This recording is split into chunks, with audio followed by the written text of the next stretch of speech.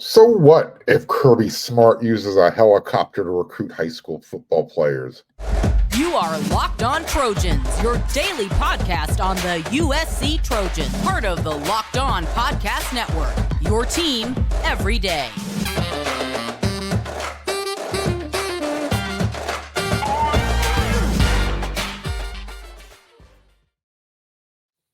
Fight on, everyone. I'm your host, Mark Holkin, and thank you for making Locked On USC your first listen every day.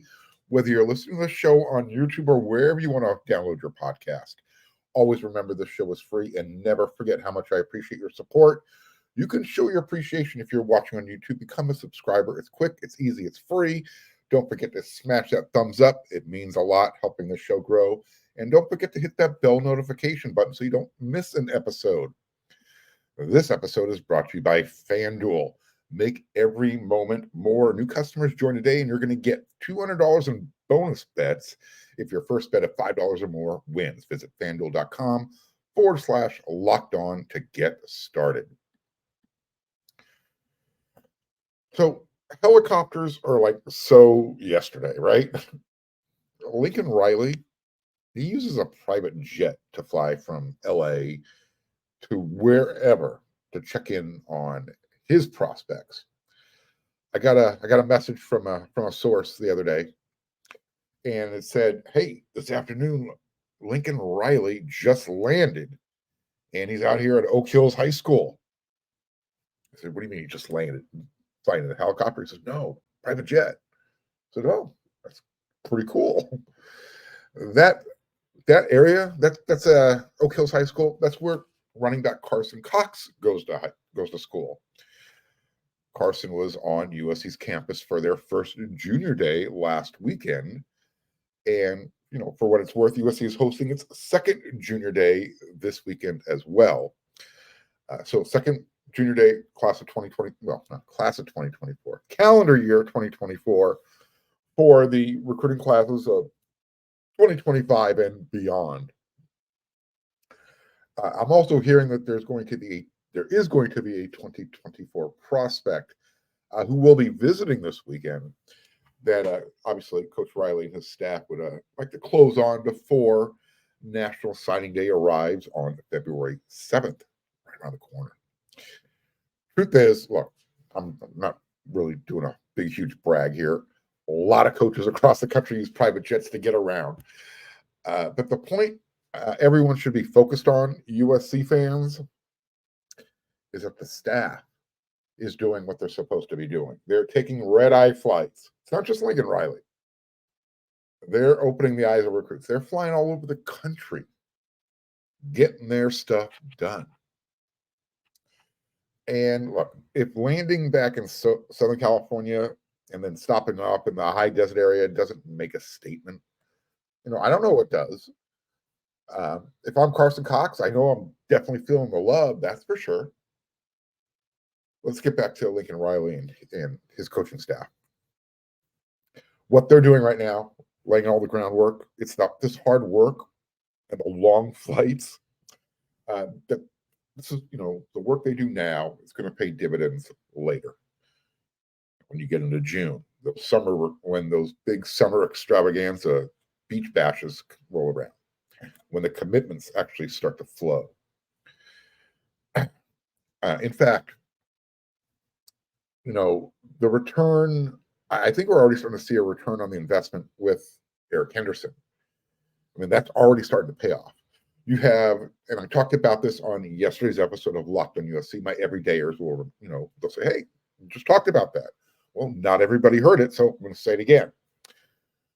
Class of 2025, edge rusher, Jared Smith, big-time prospect. He actually canceled his trip to the University of Florida for this weekend so he can come attend USC's junior day. That's good news, right? When you have an SEC type of player from their backyard saying, "You know what? I'll see you guys later. I'm going to head out to the West Coast. I'm going to go check out USC." That sends a message. And not just to Florida, to other recruits. Now, has Lincoln Riley and his staff, have they met all of their recruiting needs yet? Obviously, no. But they're definitely getting a lot closer.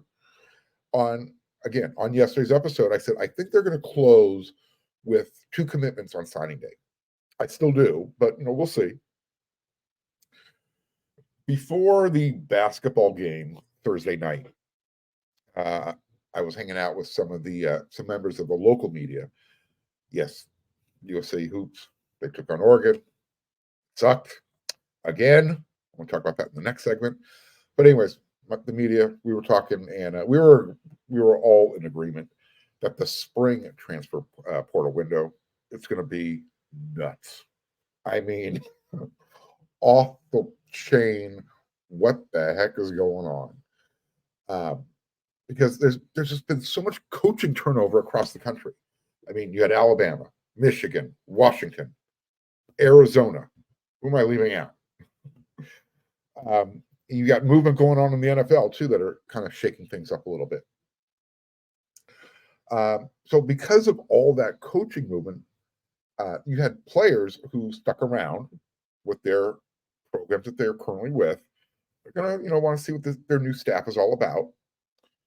But they might change their minds between now and that spring transfer portal window. So again, whatever needs have not been filled, at least so far, there's still time to fill those specific needs with the transfer window. I'm on record. I think USC could use another defensive lineman, specifically an interior defensive lineman, big defensive tackle, nose tackle type of guy. You can play right next to Bear Alexander. They already brought in Isaiah Rakes, but you know what? Let's get some more depth. I think they would also like to bring in another offensive tackle, someone with experience, another wide receiver, again, with experience. USC's wide receiver room, young, but talented as heck. So they brought in Jaden Richardson, the Division III transfer from Tufts University. But again, I think they want one more, at least one more. Look, I'll be honest. I'm looking forward to the new look offense in 2024. You've got Miller Moss, a quarterback. He's been with the program for years. Inexperienced as far as a lot of game experience, but he kind of showed what he's capable of in the Holiday Bowl. You've got a young running back group lining up behind him. Plus, they brought in, Jaquavius Woody Marks from Mississippi State. That's your experience. Otherwise, you've got freshmen and either redshirt freshmen, sophomores, depending on how they're classified. And those guys, Moss and the running backs, they're going to be lining up behind an offensive line that has to be better than last year, period. End of story. But, the good news on that is you're bringing back Jonah Monheim. He's going to be the anchor. And then you also have Josh Henson's group of, call them young bulls that are, kind of ready to slide on in, take over. A lot of what we are going to watch in 2024. This is Lincoln Riley's team, right? There aren't going to be very many holdovers left over. What? I'm thinking a handful at the most. I mentioned Jonah Monheim. You've got Mason Murphy. You can slide in there. Just trying to think about this top of my head. Kyron Hudson. There's not a lot of guys left. So, this is what Lincoln Riley recruiting is going to look like. And, Judgment Day isn't today. It's not even tomorrow or at the end of spring camp. Judgment Day is when we get to the game against LSU, first game of the season. And even then, it's just a precursor. Judgment Day is actually going to be at the end of the 2024 season. That's your first day of judgment. Because we're going to say, all right, we saw what Lincoln Riley and his staff recruited for their first couple of years. And this is the result that they showed on the field. I'm looking forward to it. And again, they're all over the country right now. They're doing what they need to do. And they're even flying in and landing locally. So let's reserve judgment I know we love to talk recruiting, and that's why I've been talking about it so much. Again, National Letter of Intent Day, February 7th. What was that, Wednesday? Man. And then before you know it, spring camp will be here. All right, we're going to talk hoops in the next segment.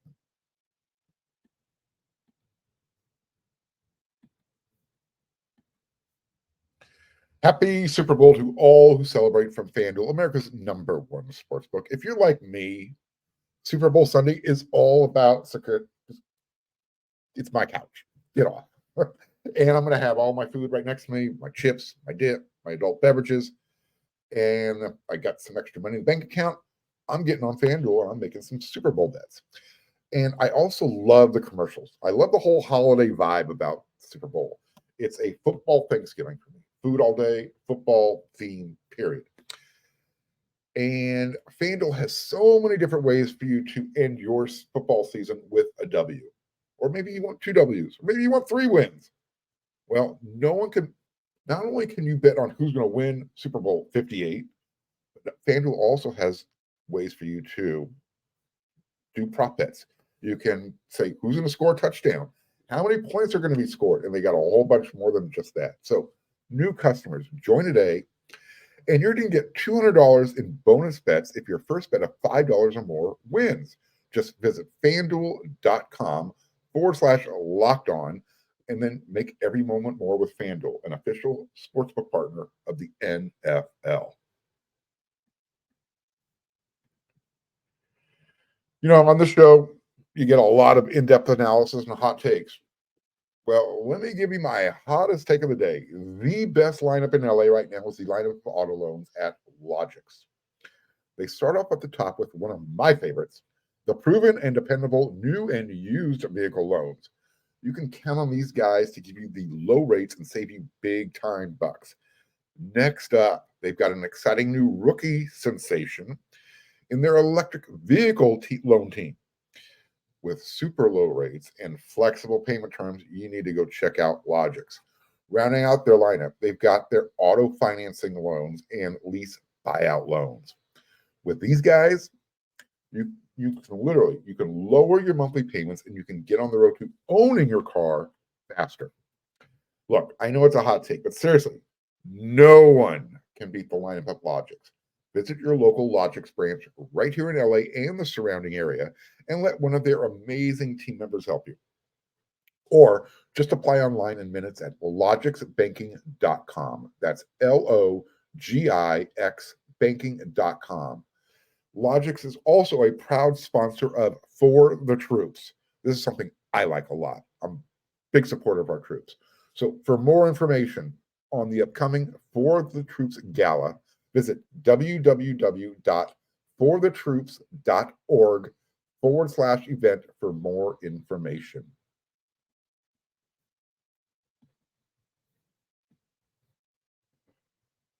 So that's 6 losses in a row for the men's hoops team. Remember, this was a top 25 team before the season started. Right now, they sit at 8-13 overall, 2-8 in their final Pac-12 season. Their latest loss, 78-69 at home inside the Galen Center against Oregon. The Ducks got the season sweep. And look, right now, let's just say it. USC is just playing out the season. After their 5th loss in a row against UCLA last weekend, Boogie Ellis mentioned how they literally have to win the Pac-12 tournament in order to make the postseason play. Well, that's a terrible mindset to have to play through. You're already defeated. You know this in the back of your head. Because there's no way that Boogie or anyone on this team actually believes that they can flip that switch when March gets here. And I'm looking at their schedule, thinking, where's their next win coming from? They've got Oregon State Saturday, Galen Center, 4 p.m. tip-off, Pac-12 Network. Then they hit the road. They go up to the Bay Area, Stanford and Cal. Those are their 2 conference wins so far. Can they get a win against Oregon State? Can they get a win on the road? No. At this point, I really don't know. Then, they come home and you got Colorado, Utah, you got UCLA at UCLA, you got the Washington schools. Find me a win.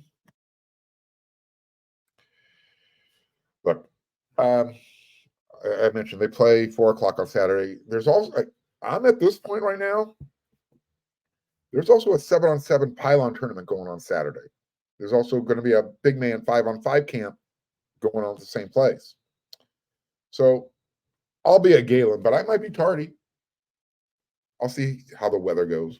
That'll probably be my determining factor. But for those of you who think I'm passionate about USC football, take this to the bank. I am more passionate about USC basketball. It's just hard to be passionate about USC basketball because every time you think they're there, they take 2 steps back. And it's a punch in the gut. Look, for this game, Coach Enfield, he tried to shake things up. He brought out a new starting lineup. He inserted Arrington Page up front with Joshua Morgan, which meant you had Vince Uwachukwu on the bench. You had the backcourt starting with Kobe Johnson and Boogie Ellis and Uzziah Sellers. After the game, you could really sense Coach Enfield's frustration. It was evident. It was evident to me when he said he has 4 legitimate big men and they're bad rebounders. Yeah. I was like, whoa. Coach is going there. In fact, this was his actual quote. Rebounding. Our 4 bigs are not very good defensive rebounders, and in fact, are poor.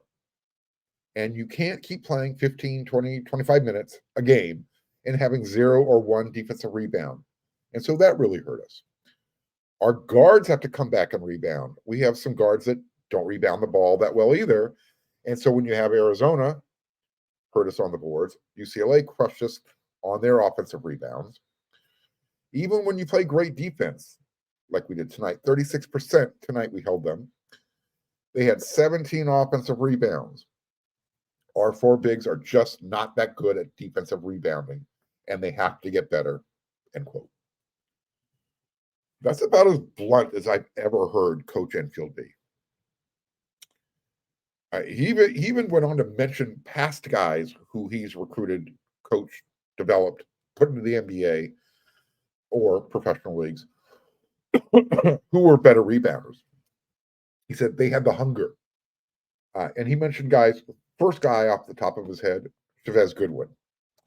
And then he went on and he talked about the Mobley brothers, Isaiah and Evan, Onyeka Okongwu.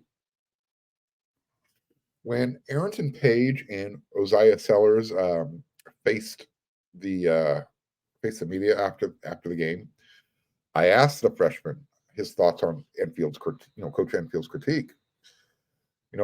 On how do you respond to being called a poor defensive rebounder? And he took a few moments. He took a few seconds before he answered.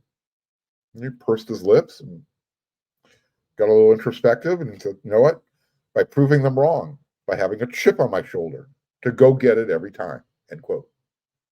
That's the right answer. Uzziah Sellers, he had 12 points against Oregon, and he's actually scored in double figures now in 4 of the past 5 games. This is what he said after the game. There's no way I should be able to play over 20 minutes and have no rebounds. And if you want to know how many minutes he played exact, 26 minutes. 0 rebounds. As far as my impression of this game, my opinion, I thought they played with a lot better effort than they showed against UCLA, without a doubt. I mean, DJ Rodman, he impressed me. He was getting floor burns. He was diving for loose balls. And I think, and Coach Enfield even thought so as well after the game. And he said, well, for the most part, we played hard tonight. We had a great effort.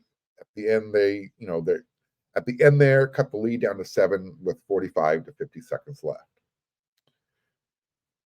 But that's the thing. You're under a minute. You cut the lead down to 7. At one point, USC was down 18 points late in the game. And then they made the late rush to get everyone's hopes up. Boogie opened up the game. He had, made the three-pointer. First shot of the game, boom, swish. USC led 3-0. He finished the game with 17 points. He led the team. Didn't have a really good shooting percentage, though. I think it was like 3 or 4 from 11 from the field. Oregon, on the other hand, they shot really well in the first half. If you remember the first USC-Oregon game up in Eugene, Oregon, their freshman point guard, Jackson Shellstat, well, in this game, he had their first 7 points. And he had that before the game was even 2 minutes old.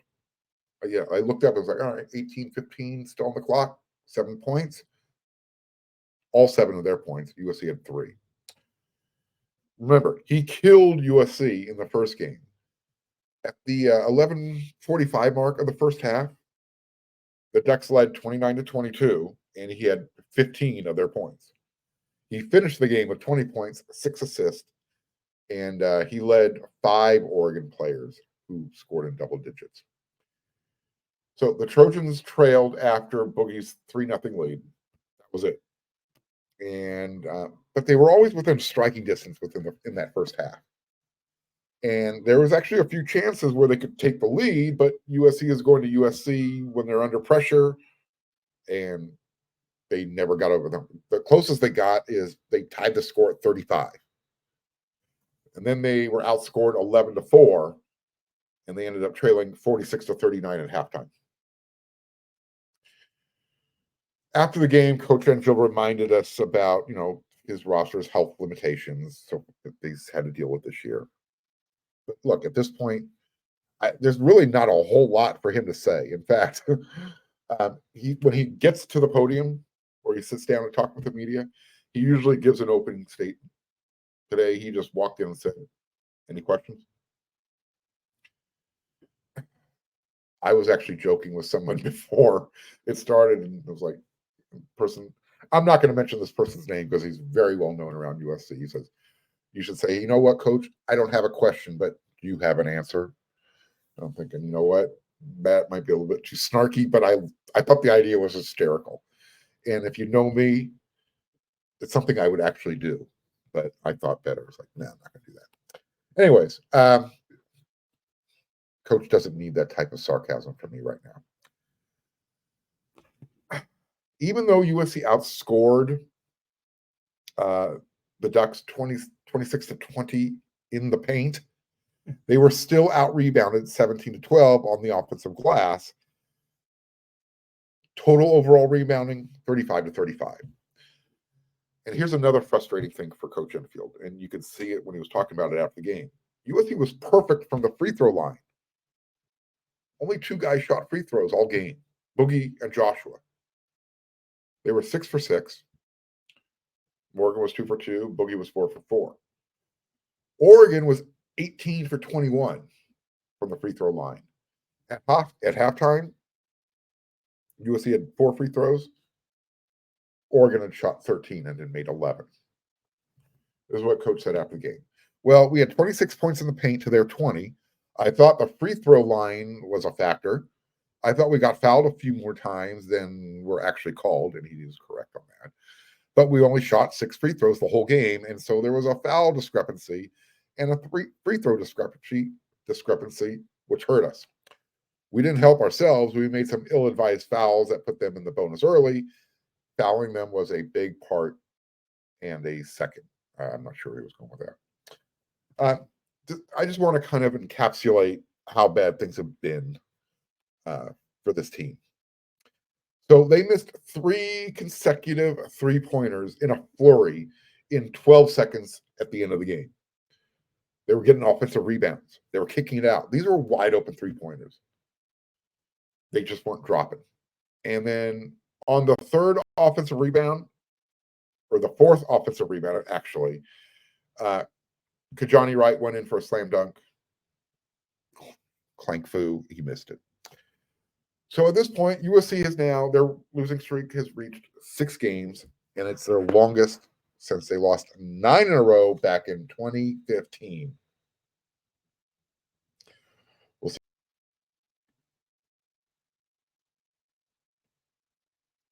All right, we're at the end of the show, but before we leave, it's Friday. That means it's time for my Friday rant. And I'm going to tiptoe the line with this rant carefully. But you're still going to know how I feel about it. Here's where I'm coming from. If young men want to play big boy games and get paid like the big boys, I'm talking about NIL, and kind of control the whole recruiting narrative. Look, it's not recruiting anymore. It's bidding. So if recruits are going to have programs bidding against each other, we're going to criticize it. We're going to critique them, how they go about the recruiting process, as well as how they finish the recruiting process. I love to celebrate the recruits and their chance to realize, start to realize their dreams coming true.